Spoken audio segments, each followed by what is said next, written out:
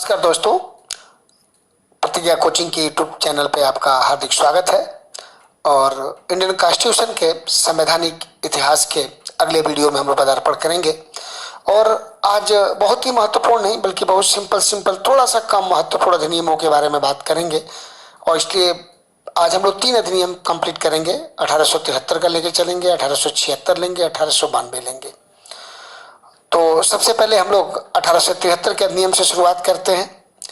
तो 1873 के अधिनियम में जो महत्वपूर्ण बात यह आई कि ईस्ट इंडिया कंपनी को किसी भी समय भंग करने का उपबंध बनाया गया। इस अधिनियम के द्वारा संसद के द्वारा पारित किया गया कि किसी भी समय जब इच्छा हो तब ब्रिटिश संसद अब जब चाहे इस अधिनियम के तहत ईस्ट इंडिया कंपनी को भंग कर सकती है। लेकिन तुरंत भंग नहीं किया गया, उपबंध बन गया, कानून बन गया, लेकिन भंग करने के लिए समय लगा। और 1 जनवरी 1884 में इसे औपचारिक रूप से भंग किया गया, जबकि ईस्ट इंडिया कंपनी का कार्य भारत में समाप्त हो चुका था, चाइना में कार्य समाप्त हो चुका था, लेकिन फिर भी वो कंपनी जिंदा थी और उसको भंग करने का अधिकार ब्रिटिश संसद को इस कानून ने दिया, जिसको उन्होंने 1873 में लाया था। तो इस तरह से ईस्ट इंडिया के एकमात्र इंपॉर्टेंट एस्पेक्ट इस अधिनियम में है कि ईस्ट इंडिया कंपनी को भंग करने का उपबंध किया गया। और एक क्वेश्चन आता है कि ईस्ट इंडिया कंपनी कब भंग हुई, तो ये आप हमेशा याद रखिएगा कि 1 जनवरी 1884 को औपचारिक रूप से ये भंग हुई। सो अगले हम लोग उस पर काम करेंगे कि अगला अधिनियम जो आया वो शाही अधिनियम, उपाधि अधिनियम 1876 था।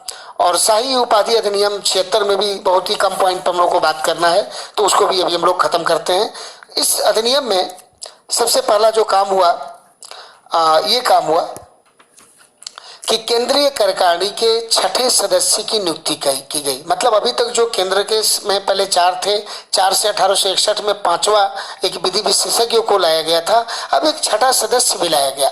और 6ठे सदस्य को काम क्या दिया गया कि लोक निर्माण विभाग, आज का पीडब्ल्यूडी, जिसके तहत आप तमाम देश में रोड से लेके बिल्डिंग का कंस्ट्रक्शन देखते हैं, तो पीडब्ल्यूडी की शुरुआत 1876 की इस अधिनियम द्वारा शुरुआत होती है और एक 6ठा सदस्य इसके अंतर्गत नियुक्त होता है केंद्रीय कार्यकारिणी में। अगले पॉइंट में 28 अप्रैल 1876 को ये घोषणा की गई कि महारानी विक्टोरिया को भारत की साम्राज्ञी महारानी घोषित किया गया। इसीलिए इस अधिनियम का पड़ा था नाम शाही अधिनियम, कारण कि ब्रिटेन के अभी तक जो भारत के जो राजा माने जाते थे, ब्रिटेन के सम्राट माने जाते थे, और चूंकि महारानी विक्टोरिया इंग्लैंड की भी महारानी बनी, इस नाते उन्हें भारत को भी महारानी बनाया गया और इसकी घोषणा इसी अधिनियम में लाया गया। और ये अधिनियम में 28 अप्रैल 1876 से लागू हुआ। तो एक क्वेश्चन अगेन परीक्षा के लिए जो इसमें महत्वपूर्ण 2 बातें आती है इस अधिनियम में, एक आती है कि भारत में पीडब्ल्यूडी के बारे में कब सोचा गया। तो एक तो पॉइंट ये आ गई कि 1876 के अधिनियम में 6ठे सदस्यों को लाके पीडब्ल्यूडी के बारे में कार्य प्रारंभ हुआ। और दूसरा कि महारानी विक्टोरिया भारत की महारानी कब बनी, तो 28 अप्रैल 1876 को। तो हम लोग अब तीसरे, जो मैंने बोला कि आज बहुत लिस्ट इंपॉर्टेंट टॉपिक पर हम लोग जा रहे हैं, तो तीसरा जो है भारतीय परिषद अधिनियम 1892। भारतीय परिषद 1892 की बात जो थी कि जो 1857 की जो क्रांति हुई थी, आप सबने देखा कि क्रांति के बाद देश के लोग जग गए थे, लोग अपने अधिकारों की बात कर रहे थे। उसके बाद शिक्षा का भी प्रसार शुरू हो गया था, लॉर्ड मैकाले आ गए थे, अंग्रेजी शिक्षा की भी बात हो रही थी। इसी बीच 1885 में भारतीय राष्ट्रीय कांग्रेस की स्थापना हुई। आप सभी लोग जानते हैं कि भारतीय राष्ट्रीय कांग्रेस की स्थापना कैसे हुई, क्या हुई, ये इतिहास की बात है। हम लोग बाद में इस पर बात करेंगे जब भारतीय राष्ट्रीय कांग्रेस के बारे में पढ़ेंगे, चाहे इसके इतिहास को। लेकिन 1885 में जब इसकी स्थापना हो गई तो एक भारत में मूवमेंट को लीड करने के लिए एक संगठित पार्टी के रूप में विकसित हुई। अगर इस भारतीय राष्ट्रीय कांग्रेस की स्थापना के बारे में 2 लाइन आपको बता के तब आगे चलूं कि इसकी स्थापना भारत में स्वतंत्रता की लड़ाई के लिए नहीं हुई थी। इसकी स्थापना अंग्रेजों ने इसलिए किया था कि भारत में जो बार बार आंदोलन हो रहा है उस आंदोलन को नियंत्रित किया जाए और भारतवंशियों के द्वारा ही ऐसे लोग जो अंग्रेजों की बातों से बड़े सहमत थे, मानते थे कि अंग्रेजी शासन भारत की उन्नति के लिए, ऐसे लोगों की एक पार्टी बनाया जाए और ये लोग आम जनता को अपने से कनेक्ट करेंगे और ये पार्टी ब्रिटिशर्स को या इंग्लैंड के शासन को स्मूथली काम करने का, आराम से काम करने के लिए रास्ता बनाएगी, ये सोच के लाया गया था। लेकिन कालांतर में यह पार्टी देश के राष्ट्रीय मूवमेंट का प्रतीक बन गई, राष्ट्रीय आंदोलन का प्रतीक बन गई। तो मैंने राष्ट्रीय कांग्रेस की स्थापना का जो मूल तत्व था थोड़ा सा बताया संक्षेप में।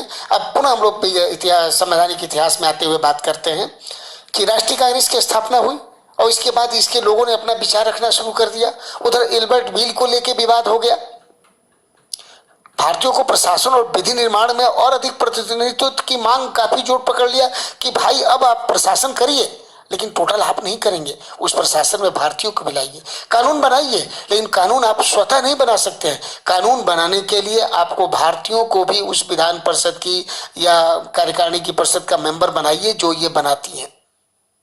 तो ये एक महत्वपूर्ण घटना घटी कि 1892 में ये कई घटनाएं 1857 से जो चल रही थी छोटी छोटी बातें, उनको लेके ये बिल लाना बड़ा जरूरी हो गया। अब इसके प्रमुख प्रावधानों की बात कर दें कि क्या इसमें प्रमुख प्रावधान क्या था।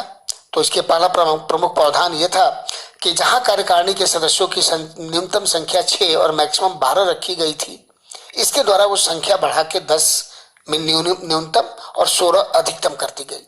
इसमें भी यह नियम रखा गया कि आधे सदस्य गैर सरकारी होंगे, मतलब आधे लोग जितने कार्यकारिणी के मेंबर होंगे वो चुन के आएंगे, वो सरकार के से नामित नहीं होंगे।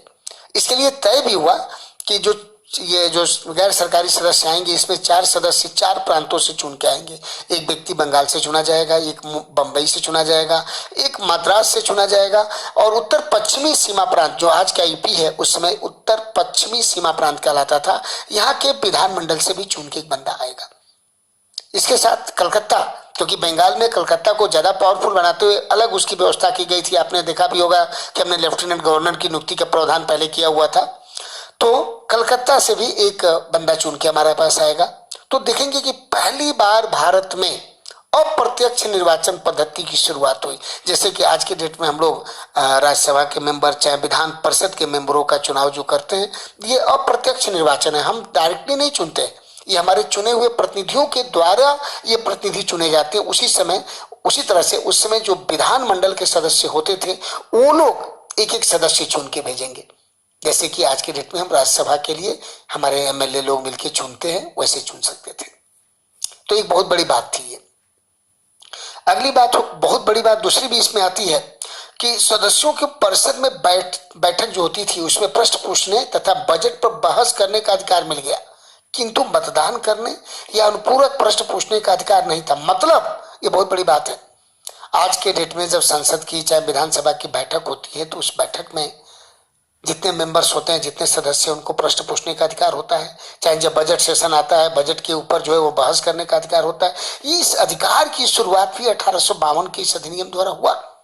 लेकिन एक पावर इनको नहीं मिला कि लोग मतदान नहीं करा सकते हैं उसके लिए, और नहीं कोई प्रश्न चल रहा है उसको अनुपूरक सेपरेट अलग से उसमें एडिशनल प्रश्न पूछने का उनको अधिकार नहीं था। तो कुछ चीजें मिली, पूर्णतः नहीं मिला। आज जो हम चीजें कर रहे हैं एक बहुत बड़े रूप में कर रहे हैं, उतनी नहीं मिली, लेकिन फिर भी प्रश्न पूछने का और बजट पर बहस करने का अधिकार मिला। ये बहुत बड़ी उपलब्धि थी। तो आप देखेंगे कि 1892 के अधिनियम से पहली बार भारत में संसदीय व्यवस्था जो आज हम लोग देख रहे हैं उसका प्रारंभ हुआ। इस तरह से ये तीनों अधिनियमों ने छोटी छोटी बात, एक ने 1873 ने ईस्ट इंडिया कंपनी को समाप्त करने का रास्ता खोला, तो 76 में महारानी को लाने का रास्ता हुआ, और 92 में संसदीय व्यवस्था के प्रारंभ के रास्ते बने। तो दोस्तों, इन 3 अधिनियमों द्वारा हम लोगों ने संवैधानिक इतिहास के बारे में संक्षेप में जाना। तो धन्यवाद दोस्तों आज के लिए, और अच्छा लगे तो लाइक करिए, सब्सक्राइब करिए। आपके जो क्वेश्चंस हो आप पूछिए, हम आपके अगले एपिसोड में जरूर उसका हम जवाब बना के देंगे, जो भी आपको डाउट्स होगा। सो आगे की बातें नेक्स्ट एपिसोड के लिए। Thank you.